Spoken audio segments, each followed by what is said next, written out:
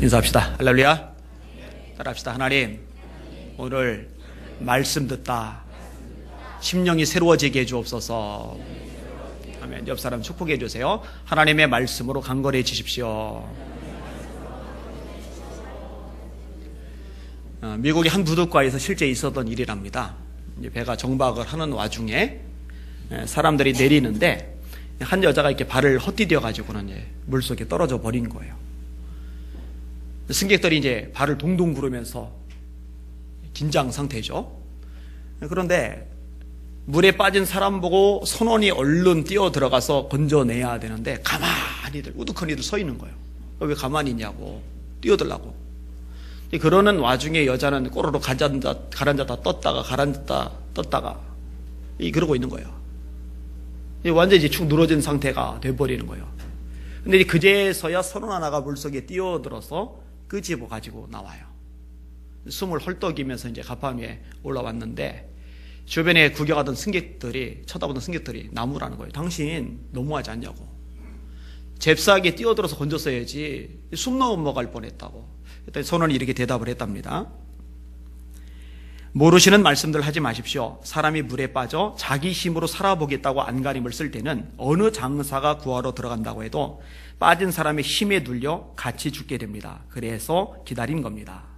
힘이 빠져야 본인도 살고 구하러 들어온 사람도 사는 거죠. 힘주고 있으면 못 살아요. 같이 죽게 되는 거죠. 제가 최근에 쓴 시 한 편 읽어드릴게요. 제목 힘을 빼요. 힘을 빼요. 잔뜩 긴장한 얼굴에 주먹을 꽉 쥐고 있으니 곁에 아무도 없는 거예요. 충혈된 눈으로 두리번거리니 겁이 나지 않겠는지요. 그래서 피하는 거예요. 힘을 빼요. 때론 뭔가 하려는 시도조차 내려놔야 해요. 흐름에 몸을 실어야 해요. 힘을 빼면 떠오를 수 있어요. 주위를 잘 볼 수 있어요. 미소도 되돌아올 거고요. 여러분 탁구 치세요? 제가 처음 탁구를 배울 때 자주 듣던 얘기가 있어요. 어깨에 힘 빼라고.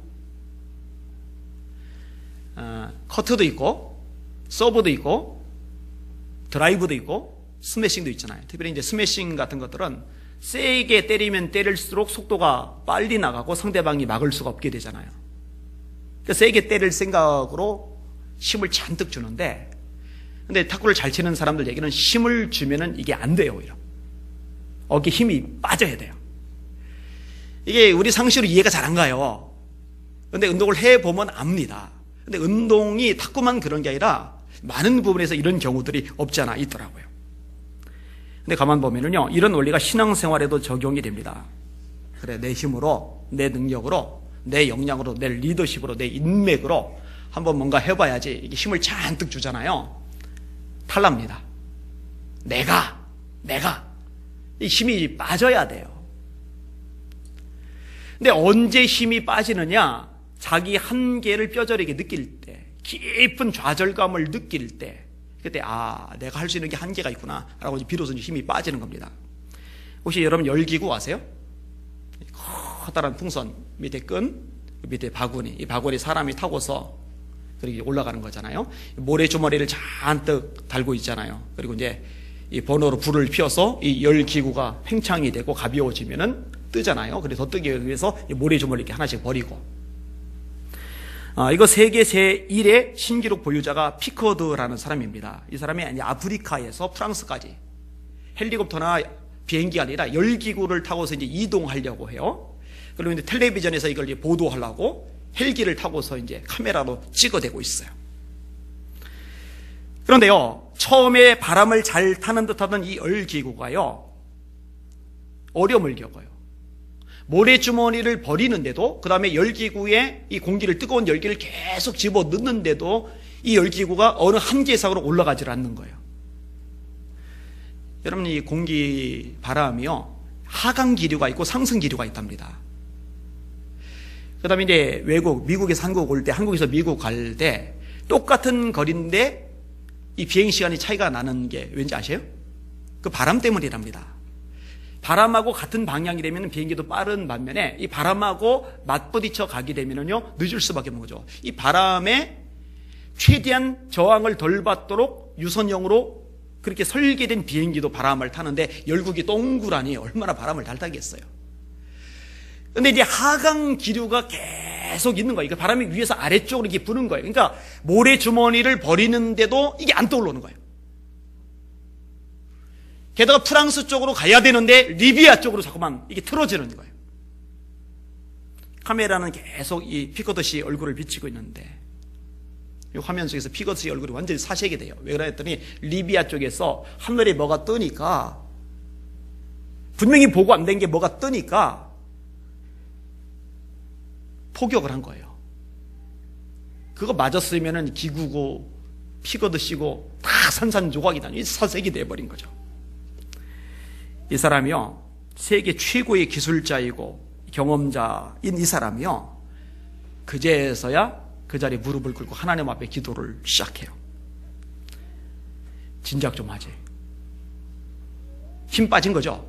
왜 힘 빠졌어요? 자기의 지혜, 노력, 경험이 아무짝에도 소용없다는 것을 뼈저리게 지금 느끼고 있거든요.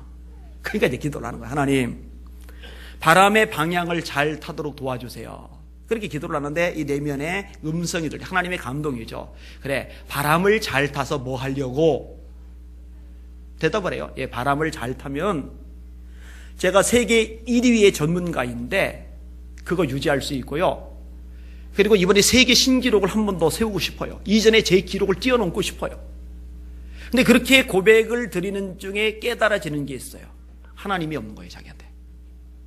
하나님의 이름, 하나님의 영광, 하나님의 나라. 관심이 없고 자기 명성에 뒤따라오는 수많은 인기와 돈, 온 관심이 거기에 가 있다는 것이 퍼뜩 깨달아져요. 문제인 거죠. 그리고 마음속에 회개하는 마음이 생기는 거예요. 근데 참 놀랍게도 하나님의 역사죠.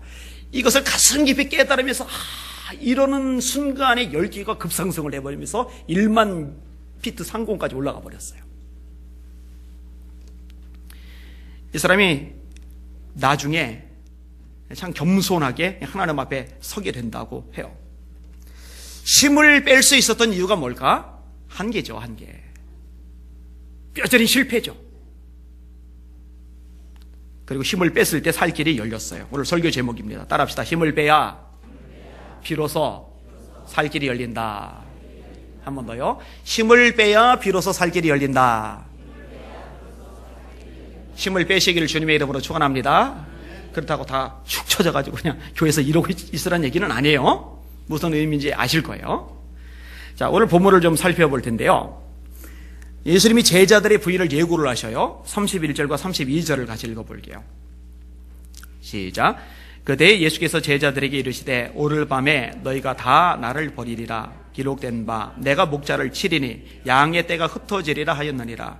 그러나 내가 살아난 후에 너희보다 먼저 갈릴리로 가리라. 그런데요, 이 제자들의 부인 예고보다 먼저 다뤄야 될 예고가 있는데 예수님의 고난과 죽음에 대한 예고입니다. 몇 번 예고하시죠, 주님이? 3번 예고하세요. 순환 예고가 3번 나타납니다. 첫 번째 예고가 언제 나타나죠? 이게 마태복음 16장입니다. 베드로의 고백, 주는 그리스도시여 살아계신 하나님의 아들입니다. 이 고백 이후에 첫 번째 순환 예고가 나와요. 주님이 말씀하셔요. 이때로부터 예수 그리스도께서 자기가 예루살렘에 올라가 장로들과 대제사장들과 서기관들에게 많은 고난을 받고 죽임을 당하고 제3일에 살아나야 할 것을 제자들에게 비로소 나타내시니. 16장 21절이죠. 이때 베드로가 튀죠. 예수님을 말리잖아요. 베드로가 예수를 붙들고 항변하여 이르되 주여 그리 마옵소서, 이 일이 결코 죽게 미치지 아니하리이다. 예수님이 칭찬하지 않죠. 역시 너야말로 나를 아껴주는구나, 나를 위해주는구나, 이렇게 말씀하지 않으세요? 사탄이라고 그래요. 사탄아, 내 뒤로 물러가라. 너는 나를 넘어지게 하는 자로다. 네가 하나님의 일은 생각하지 아니하고 도리어 사람의 일을 생각하는도다. 그리고 주님은 계속해서 교훈을 주십니다. 누구든지 나를 따라오려거든. 여러분들 예수님 따르세요? 예수님 따르기 원하세요? 근데 주님 말씀하시는 거예요. 누구든지 나를 따라오려거든 자기를 부인하고 날마다 제 십자가를 지고 나를 쫓을 것이리라. 누구든지 자기의 목숨을 얻고자 하면 잃을 것이요 자기의 목숨을 잃으면 얻으리라. 힘들다고 어렵다고 자꾸 회피하고 도망하고 그런 거 많잖아요. 근데 그럼 주님 못 따라요. 십자가 져야 따를 수 있다고 주님 말씀하셔요. 자기 부인이 돼야 주님을 따를 수 있다고 말씀하셔요. 아무튼 이렇게 순한 예고와 교훈의 말씀을 주셨어요. 그럼 예수님은 왜 고난당하시고 왜 죽으시죠? 이유가 뭐예요? 성경에 그렇게 예언이 되어 있거든요. 여러분, 예수님 십자가에 운명하시면서 7마디 말씀을 하세요. 그 중에 하나가 다 이루었다는 말씀입니다. 뭘 이루었다는 거예요? 성경에 예수님에 대해서 기록된 예언의 말씀을 다 이루었다는 거예요. 하나도 빠짐없이 수백 가지 예언을 다 성취를 하셨다는 거예요. 그 중에 핵심이 뭐예요? 예수님이 우리의 죄를 대신 짊어지고 고난 당하신다는 것, 죽임 당하신다는 것. 이사야가 예언을 합니다. 그는 멸시를 받아 사람들에게 버림받았으며 간고를 많이 겪었으며 질고를 아는 자라. 마치 사람들이 그에게서 얼굴을 가리는 것 같이 멸시를 당하였고 우리도 그를 귀히 여기지 아니하였도다. 그는, 예수는 실로 우리의 질고를 지고 우리의 슬픔을 당하였거늘 우리는 생각하기를 그는 하나님에게 징벌을 받아서 고난을 당한다 하였노라. 그러니까 이제 비웃는 거죠. 계속해서 말씀합니다. 그가 찔림은 우리의 허물을 인함이요 그가 상함은 우리의 죄악을 인함이라. 그가 징계를 받음으로 우리가 평화를 누리고 그가 채찍에 맞음으로 우리가 나음을 입었도다. 우리는 다 양 같아서 그릇 행하여 각기 제 길로 갔지만 하나님께서는 우리 무리의 죄악을 그에게 담당시키셨도다. 쭉 읽어보면요, 예수님이 부자의 무덤에 들어갈 것도 예언이 되어 있어요. 아리마대 부자 요셉의 무덤에 들어가시잖아요. 그러니까 예수님에 대해서 예언된 말씀을 성취하시기 위해서 고난 당하시고 죽으시는 거예요. 그럼 거기에 어떤 의미가 있느냐? 아까 인용한 그대로 우리의 죄를 사하셔서 우리를 구원받게 하시는 것. 그래서 하나님의 은혜로 우리가 천국 가게 하시는 것. 이것이 예수님의 고난과 죽으심의 이유입니다. 로마서 3장 23절에 이렇게 말씀합니다. 우리가 아직 모든 사람이 죄를 범하였으며 하나님의 영광에 이르지 못하더니 그리스도 예수 안에는 속량으로 말미암아 하나님의 은혜로 값없이 의롭다 하심을 얻은 자 되었느니라. 어제 우리 애들 암송시킨 구절이 로마서 4장 9절인데 효원이가 먼저 암송을 했어요. 그 다음에 이제 효빈이가 암송을 하는데 효빈이가 이게 뭔 말인지를 모르겠대요. 그래서 제가 생각해보니까 효빈이가 이해를 못하면 효원이 이해를 못할 거예요. 그래서 효원이를 다시 불렀어요. 너 뭔 말인지 이해했냐? 근데 이해 못하고 그냥 해온 거예요. 그래서 효빈이한테 먼저 따로 설명을 해주고 효원이한테 따로 설명을 해줬어요. 거기에 이런 내용이 나와요. 어떤 사람이 이 일을 했어요. 제가 설명해 주는 내용. 일을 했어요. 아침부터 밤까지 죽으라고 일을 했어요. 그리고 나서 저녁에 일당을 줘요. 그럼 일당 받는 사람이 어떻게 생각하느냐? 당연하게 생각합니다. 고생했으니까, 하루 종일 애썼으니까. 근데 다쳤어요. 일을 해야 돈을 벌고 가족들 먹여 살리는데 아파가지고 일을 못해요. 그런데 이 오너가 그 사람을 불쌍히 여겨서 일을 못했는데도 불구하고 일당을 줬어요. 그럼 이걸 받은 사람은요, 당연하게 생각 못합니다. 참 고맙다, 은혜구나, 참 감사하다, 이렇게 생각을 해요. 자, 그 다음에 경건이라는 얘기가 나오는데 어떤 사람이 경건해요. 이 하나님의 말씀을요, 창세기부터 계시록까지 완벽하게 지키는 거예요. 너무너무 철두철미하게 말씀대로 살아간 거예요. 하나님이 말씀하세요. 너 의롭다. 그러면 이제 그 속에서 이런 생각이 들 수 있어요. 그렇지, 나 의롭지. 나처럼 이렇게 사는 사람이 누가 있겠어. 근데 자기가 자기를 들여봐도, 다른 사람들이 자기를 봐도 허물투성이고 실수투성이고 죄투성이고 맨날 넘어지고 하나님 보시기에 얼룩진 것들 너무 많아요.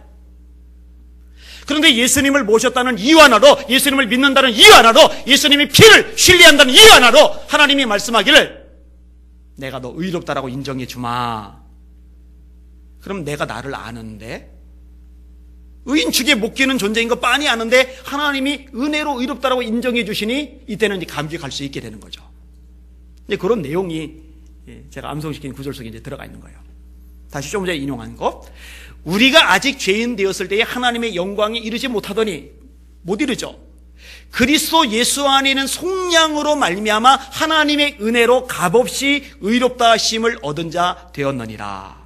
뭐 때문에 그게 가능해졌느냐? 예수님의 고난과 예수님의 죽음, 예수님의 피 때문에 가능해진 거예요.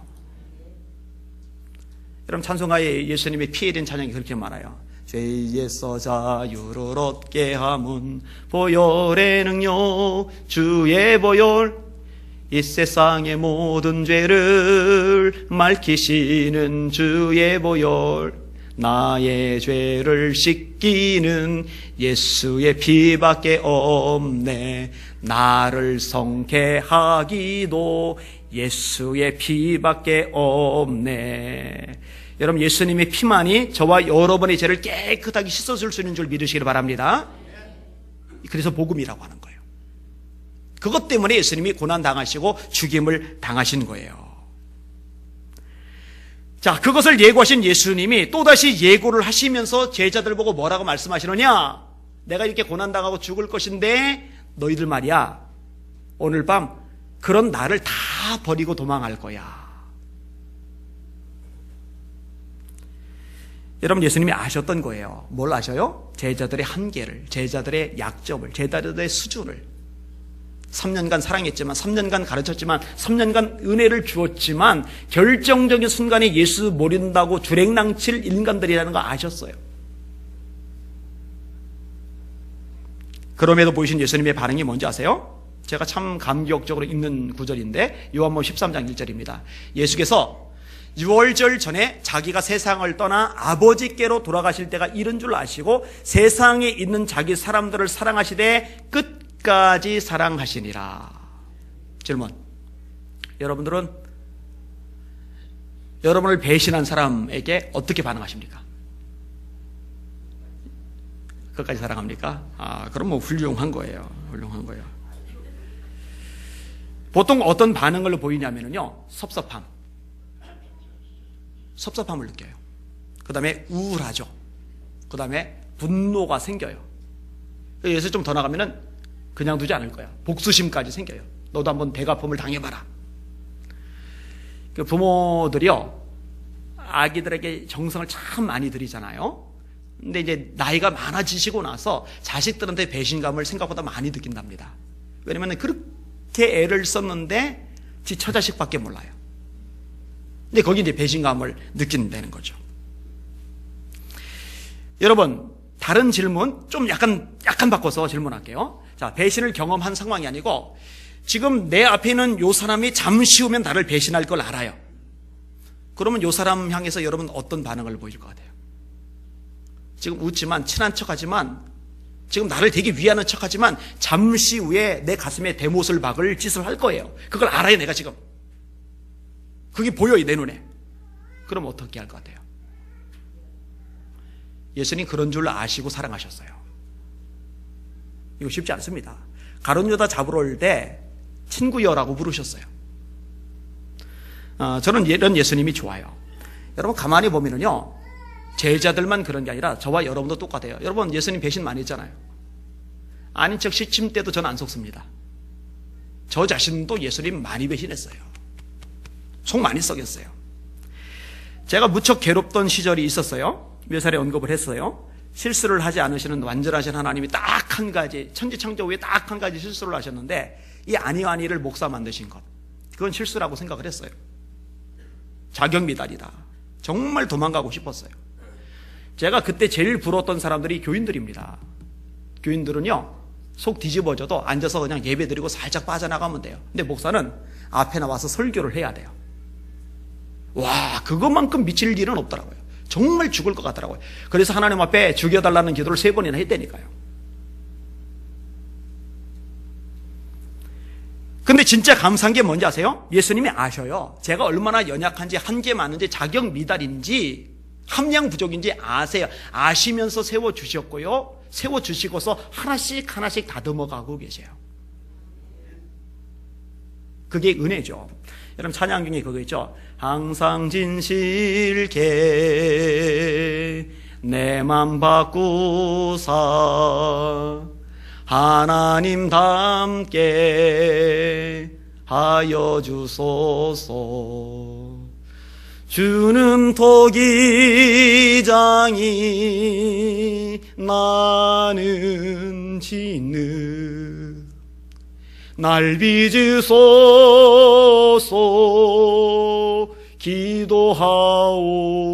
기도하오니 항상 진실게 내 맘 바꾸사 하나님답게 하여 주소서. 진흙인데 빚으셔가지고 도자기를 만들어 가시는 하나님의 손길. 이게 놀란 거죠. 너희가 다 나를 버리리라. 한 놈도 남지 않고 싹 다 나를 버리리라. 알아요. 뻔히 아는데 그래도 품으시고 사랑하시고 기다리시면서 그들 위대하게 만들어 가시잖아요. 스스로 자기를 포기해버린 가룟 유다를 빼고 스스로 자기를 포기하지 않은 한 나머지 사람들을 위대한 사도로 세워주시잖아요. 이 주님 정말 위대하세요. 이 주님 정말 좋아요.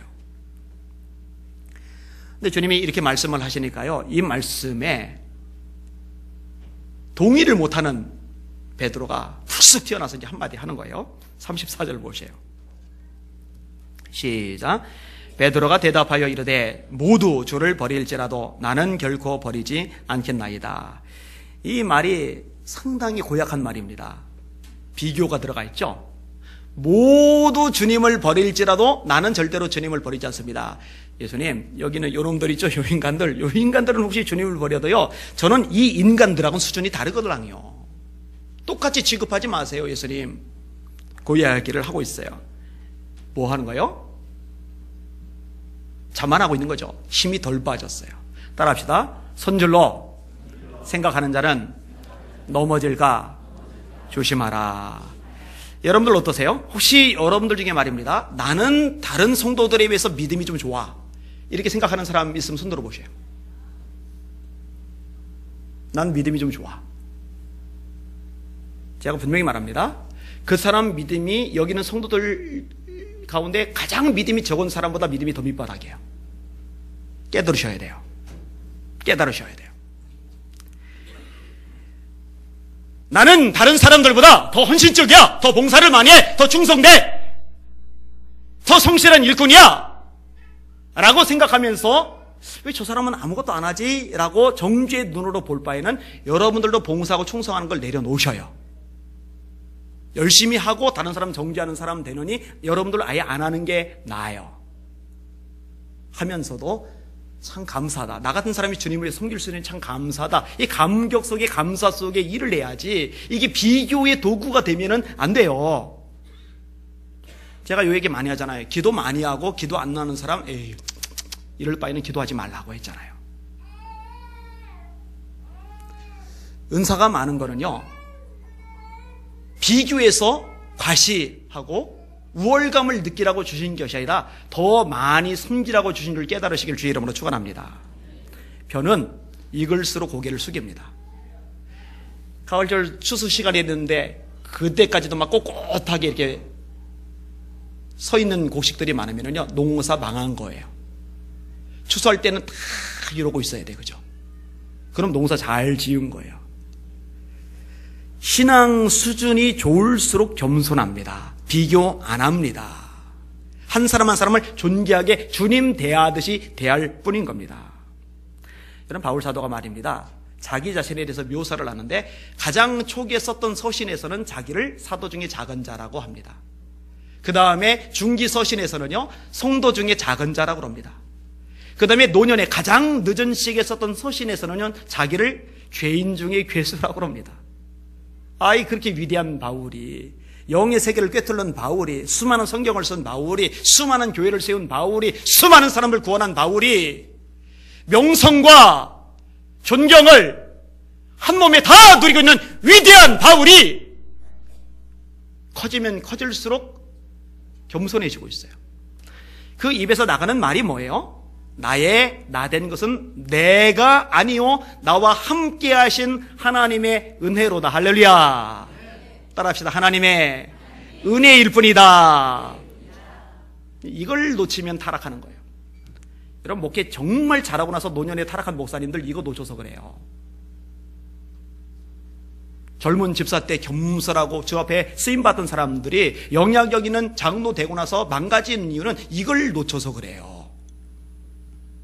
나된 것은 내가 아니요 힘빼 나와 함께 하신 하나님의 은혜로다. 여러분, 교만 중에 제일 안 좋은 교만이 영적 교만입니다. 영적 교만 깨세요. 힘 빼세요. 빼셔야 돼요. 예수님께서 힘 들어간 베드로에게 노골적으로 지적을 하셔요. 34절 같이 읽습니다. 시작. 예수께서 이르시되 내가 진실로 내게 이르노니 오늘 밤 닭 울기 전에 내가 3번 나를 부인하리라. 여러분, 예수님, 다른 인간들은 다 부인해도요, 저는 절대로 부인하지 않습니다. 저를 믿어주세요. 그럼 예수님이, 야, 너라도 있어서 다행이다. 너 때문에 내가 힘받는다.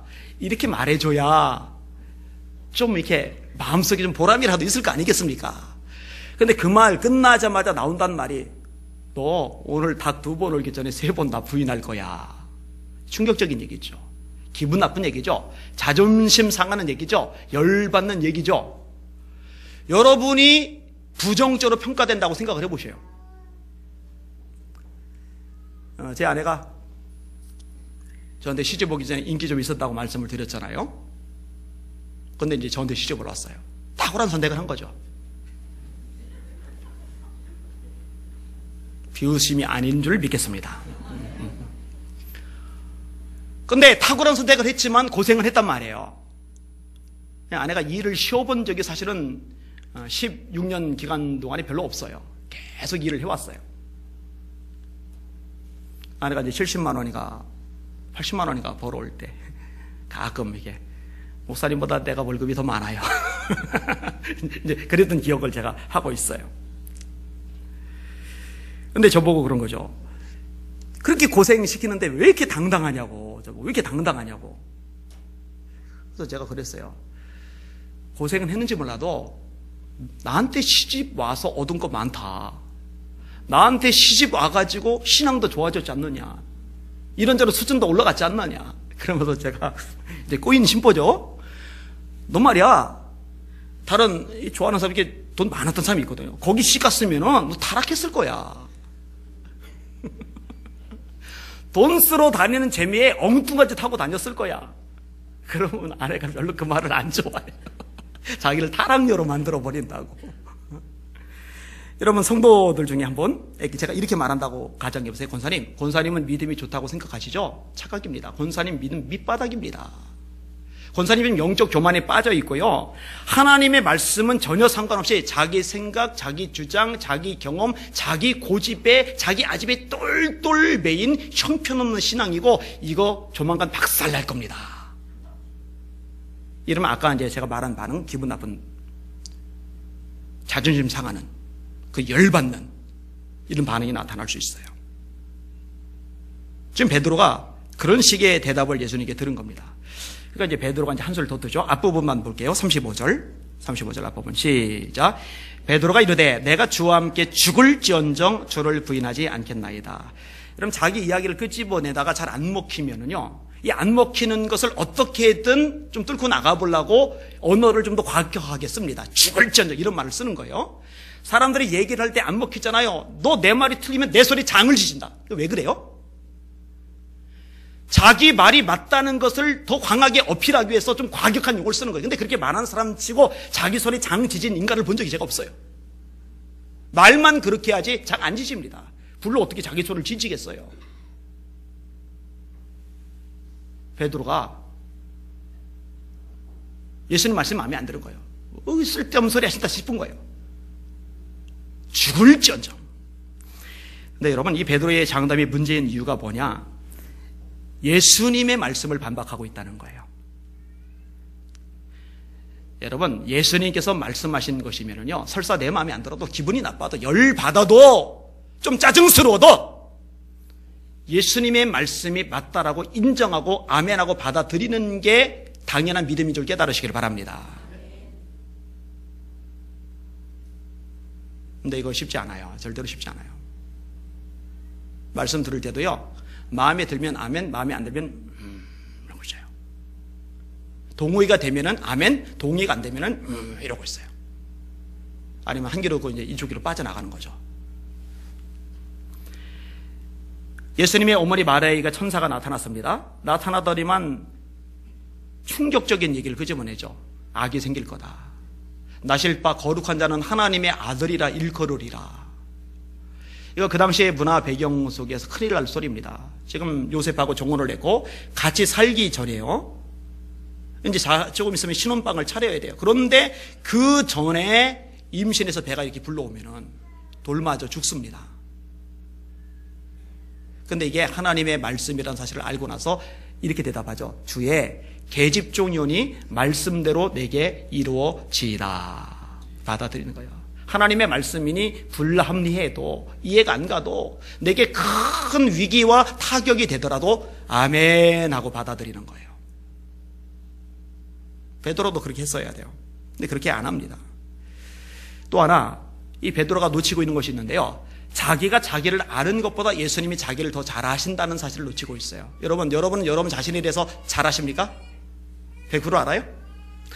여러분 생각보다 자기가 자기를 잘 모릅니다. 사람의 모습을 묘사할 때 자아가 있어요. 그 다음에 무의식이 있어요. 그 다음에 초자아가 있어요. 그런데 우리는 이 의식 세계, 자아를 잘 아는 반면에 이 무의식 세계, 이 의식 세계보다 더 큰 이 무의식 세계를 잘 몰라요. 근데 그 무의식 세계도 납니다.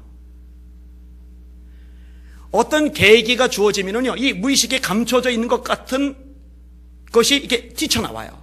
그래서 자기가 자기 보고도 놀라는 거예요. 자기가 해서는 안 될 생각, 자기가 해서는 안 될 말, 자기가 해서는 안 될 행동이 자기도 모르는 사이에 막 나와요. 그게 원래 나예요. 무의식 속에 숨어 있어요. 난 원래 안 이런데. 아니요. 내가 원래 안 이런 게 아니라 원래 그런 게 내 속에 있어요. 수면이 잠복하고 있을 뿐이지.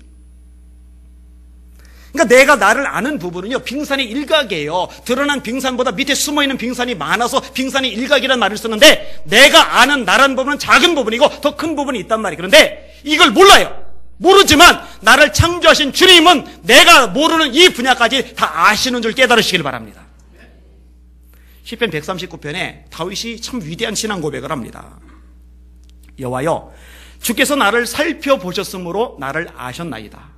주께서 내가 앉고 일어섬을 아시고 멀리서도 나의 생각을 밝히 아시오니, 나의 모든 길과 내가 눕는 것을 살펴보셨으므로 나의 모든 행위를 익히 아시오니, 여호와여, 내 혀의 말을 알지 못하시는 것이 하나도 없으시니이다. 특별히 성경은요, 우리 속에 숨어있는 내가 알지 못하는 그런 약점, 한계, 문제, 죄성, 허물들을요 드러내는 기능을 합니다. 예수님이 아시죠? 말씀이 알죠? 그럴 수밖에.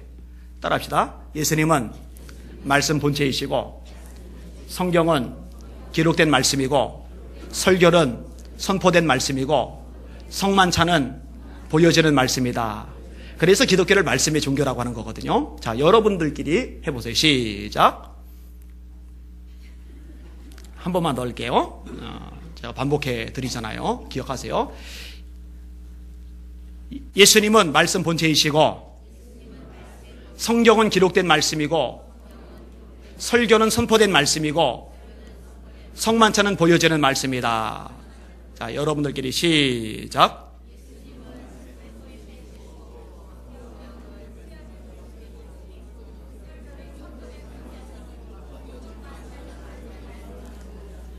오, 대단해. 박수. 아유, 훌륭합니다. 저랑 같이 한 번 더 해볼게요. 시작. 예수님은 말씀 본체이시고, 성경은 기록된 말씀이고, 설교는 선포된 말씀이고, 성만찬은 보여지는 말씀이다. 그래서요, 성경이 이렇게 기록합니다. 하나님의 말씀은 살았고 운동력이 있어 좌우의 날선 어떤 검보다 예리하여 혼과 영과 및 관절과 골수를 찔러 쪼개기까지 하며 또 마음의 생각과 숨은 것을 드러내나니, 지으신 것이 하나라도 그 앞에 나타나지 않음이 없고 오직 만물이 우리를 상관하신 자의 눈앞에, 하나님의 눈앞에 벌거벗은 것까지 드러나느니라. 할렐루야. 그래서 예배 빠지지 말고 와서 말씀 들으라는 거예요. 말씀 들으면은 나를 알게 돼요. 내 정체를 보게 돼요. 자, 다시 원점으로 돌아서 베드로가 죽을지언정 저는 부인하지 않습니다. 이러니까요, 나머지 제자들도, 모든 제자도 그와 같이 말하니라, 이렇게 반응을 보여. 다 힘들이 안 빠졌어요. 그럼 언제 힘 빠지나? 베드로 언제 힘 빠져요? 무너질 때. 예수님이 잡혀갔어요. 신문을 받아요. 베드로가 죽을지언정 해놓고는요, 멀찍이 따라가니라. 멀찍이 따라가니라. 그래 놓고 재판받는 예수님을 요즘 마당에서 추우니까 장작불 쬐면서 이렇게 구경을 하고 있어요. 이렇게 구경하고 있는데 하필이면 계집 중 하나가 베드로를 들여다보더니 또 예수님이 제자잖아 이러는 거예요. 첫 번째 예수님이 예수님을 모른다고 부인하고, 두 번째 또 그러니까 두 번째 맹세하며 모른다고 부인해요. 세 번째는 어떻게 부인합니까? 마태복음 26장인데 조금 후에 곁에 섰던 사람들이 나와 베드로에게 이르되 너도 진실로 그 도당이라 네 말소리가 너를 표명한다 하거늘. 갈릴리 말투, 지역 말투가 있잖아요. 네 말소리가 너를 표명한다거늘 그가 베드로가 저주하며 맹세하여 이르되 나는 그 사람을 알지 못하노라. 이렇게 고백이 끝나니까 닭이 꼬끼요 울어요. 닭 울음소리 듣자마자 떠오르는 게 있죠. 예수님의 말씀. 네가 닭 2번 울기 전에 3번 나를 부인할 거다. 베드로가 예수의 말씀에 닭 울기 전에 네가 3번 나를 부인하리라 하심이 생각나서 밖에 나가서 심히 통곡하니라. 바싹 깨졌죠. 힘줄 존재가 아니에요. 근데 여러분, 예수님을 3번이나 처참하게 부인한 이것이 베드로에게 실패로만 작용하는 건 아닙니다. 그것이 사실 실패가 아니고 베드로에게 복이에요. 그를 깨달을 때, 그를 마음 깊이 새길 때, 그제서야 비로소 자기 힘 안 주고 자기 힘 빼고 예수님만 의지하는 사람으로 탈바꿈하기 때문입니다. 바울도 마찬가지죠. 여러분 로마서 7장에 보면요, 바울이 이렇게 고백을 합니다. 들어보세요. 내 속사람으로는 하나님의 법을 즐거워하되 내 지체 속에서 또 다른 법이 있어 나를 죄의 법 아래로 사로잡아 오는 것을 보는도다. 오호라, 나는 곤고한 사람이로다. 이 사망의 몸에서 누가 나를 건져내랴. 사망의 몸, 예전에 설명을 드렸어요. 로마의 형벌 중에 하나인데 사람을 죽이는 형벌이 참 다양하고 잔인해요. 산 사람을 시체와 나란히 묶어놔요. 여러분 살에다가요, 오염된 것들 이렇게 묻혀놓고서 비누로 안 닦아내고 가만히 놔둬보세요. 그럼 여기에 탈이 납니다. 아시죠? 누워서 오래 지나는 사람 몸 제대로 돌리지 못하고 이 바닥하고 몸하고만 오래 닿고 있어도 거기에 욕창이 생깁니다. 아시죠? 하물며 썩어가는 시체하고 산 사람하고 붙여놨으니 어떻게 돼요? 같이 썩어 들어가면서 죽는 거예요. 얼마나 무섭습니까? 그런데 벗어나고 싶어도 못 벗어나요. 왜냐면 묶여 있어서. 바울이 고백하는 거예요. 누가 이 사망의 몸에서 나를 건져내랴. 절망하는 거죠. 못 벗어났는 거 알아요. 그게 로마서 7장인데 8장이 넘어가면서 그리스도 예수 안에 있는 자에게는 결코 정죄함이 없나니 이는 그리스도 예수 안에 있는 생명의 성령의 법이 죄와 사망의 법에서 너를 해방하였습니다. 내 힘, 내 노력, 내 의지, 내 수단, 내 경험, 내 발버둥으로 도저히 벗어날 수 없는데 성령께서 나를 자유하게 해주셔요. 할렐루야. 그러니까 어떻게 돼요? 자기에 대해서 너무 처절하게 좌절을 겪고 나니까 이제 자기를 의지하지 않아요. 성령님만을 의지하게 돼요. 가끔 저한테 상담하는 사람들이 있어요. 자기 자신에 대해서 너무 실망하는 거예요. 자기 자신에 대해서 너무 비참하게 생각되는 거예요. 너무 한심한 거예요. 미칠 것 같은 거예요. 난 언제까지 이 모양 이 꼴로 사냐고. 그럼 제가 이렇게 얘기를 해줍니다. 집사님, 성도님, 감사하세요. 감사하세요. 이거는 과정입니다. 이 과정에 온 것이 감사할 일이에요. 사실은요. 자기의 한계, 부족, 하나님 앞에서의 허물과 실수, 문제투성이라는 것을 비로소 보기 시작한 거거든요. 그 과정을 통해서 예수님만을 절대적으로 의지하는 진짜 신앙으로 성장해 가는 거예요. 요거 겪기 전에는요, 그래도 자기가 괜찮다고 생각을 해요. 자기가 그래도 수준이 있다고 생각을 해요. 자기가 그래도 노력하면, 자기가 그래도 지혜롭게 처신하면은 뭔가 그럴싸한 게 나올 수 있다라고 생각을 해요. 그게 다 착각인데, 그게 저절로 안 깨져요. 좌절을 겪으면서 깨져가는 거예요. 여러분에게 묻습니다. 어때요, 여러분? 힘주고 살아요? 힘이 좀 빠지셨어요? 주님 앞에 힘을 빼실 수 있기를 주님의 이름으로 축원합니다. 축원합니다. 아멘. 여러분, 모세가 말입니다. 힘이 많이 들어갔던 사람이죠. 그렇죠. 애굽에서 많이 배웠으니까, 리더십 훈련이 탁월하게 됐으니까 내가 한번 해보리라. 히브리 사람 하나가 애굽 사람에게 얻어맞을 때 확 쳐 죽여버리고 그냥 땅 밑에 감춰버려요. 나 이 정도 사람이야. 하나님 안 쓰세요. 이거 탄로나고서 40년간 광야에서 양치면서요, 힘 다 빠집니다. 다 빠진 증거가 뭐예요? 하나님이 가라니까, 하나님 보낼 만한 사람 보내세요. 보낼 만한 사람, 저는 그 정도 인물 아닙니다. 근데 그때 하나님이 능력 주셔서 쓰신단 말이에요. 여러분, 실수했어요? 넘어졌어요? 스스로에 대해서 한계를 느껴요? 자신이 너무 한심하다고 생각합니까? 무능해요? 비참합니까? 주저앉는 기회로 삼지 마시고 주님께 더 다가가는 기회 삼으시길 주의 이름으로 축원합니다. 망가지는 기회로 삼지 마시고 주님을 더 의지하는 계기로 삼으시기를 주님의 이름으로 축원합니다. 오늘 설교 제목 따라합시다. 힘을 빼야 비로소 살 길이 열린다. 주님, 제 힘으로 안 되네요. 주님, 제가 참 부족한 사람이네요. 주님의 은혜가, 주님의 도움이, 주님의 손길이 늘 필요합니다. 주님, 떠나지 마시고 늘 저를 일으켜 주시옵소서. 이것이 저의, 여기는 여러분의 일생의 고백이 되시기를 예수님의 이름으로 축원합니다. 축원합니다. 축원합니다. 아멘. 기도하겠습니다. 주님께 조용한 소리로 감사하다는 기도합시다. 배신할 줄 알면서 또 배신했음에도 끝까지 사랑해 주셔서 감사합니다. 기회 주시고 기다려 주셔서 감사합니다. 포기하거나 버리지 않고 다듬어 주셔서 감사합니다. 하나님, 저도 저를 포기하지 않겠습니다. 절망과 좌절이 들 때 오히려 주님께 다가가고 주님 의지하고